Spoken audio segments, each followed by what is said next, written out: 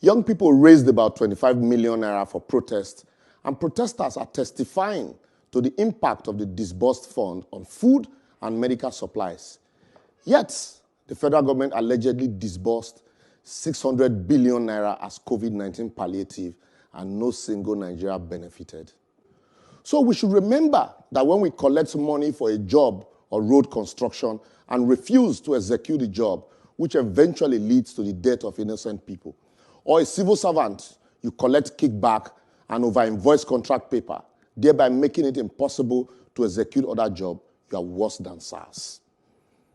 As a politician, be you senator, honorable or honorable members, president, governor, or chairman, or councillor, and your salaries or allowances are 100 times more than that of the people you represent, yes, you still circumvent the process to enable you steal from public purse, then there's no difference between you and the gun-trotting SARS.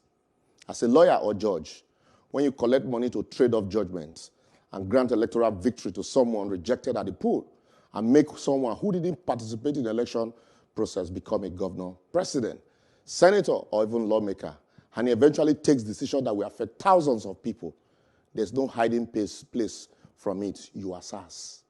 A lecturer or employer who requests for sex or money in return for marks or employment is definitely not different from SARS, even though he's not carrying a gun. A police IG or commissioner who receives police budgets and fixes it in an interest-yielding account while collecting the interest therein up front, yet the rank and file under him or her are left to suffer, is the true meaning of SARS itself. A medical doctor who, after swearing to the Hippocratic Oath, still watches people die carelessly while insisting on payment of bills before treatment is a practicing SARS member. As a regulator or custom officer, immigration, government department, ministries, agencies, ICPC, EFCC, civil defense, etc., and you use your job to oppress, harass, and intimidate people, if someone calls you as SARS, answer him, because that's your name. That's what you are. People work tirelessly for 35 years in government, and they have to die by stomach before you pay them pension. While SARS kills 10 with their pen or inaction, you kill hundreds with your actions.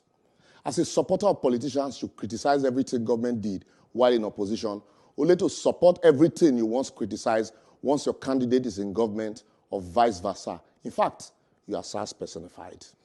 You that increased tariff in the midst of a pandemic is worse than SARS. The list is endless. I would therefore advocate that as we protest for a better policing and society, we must also remember that our workers, politicians, lecturers, civil servants, judges, lawyers, doctors, police are drawn from amongst us.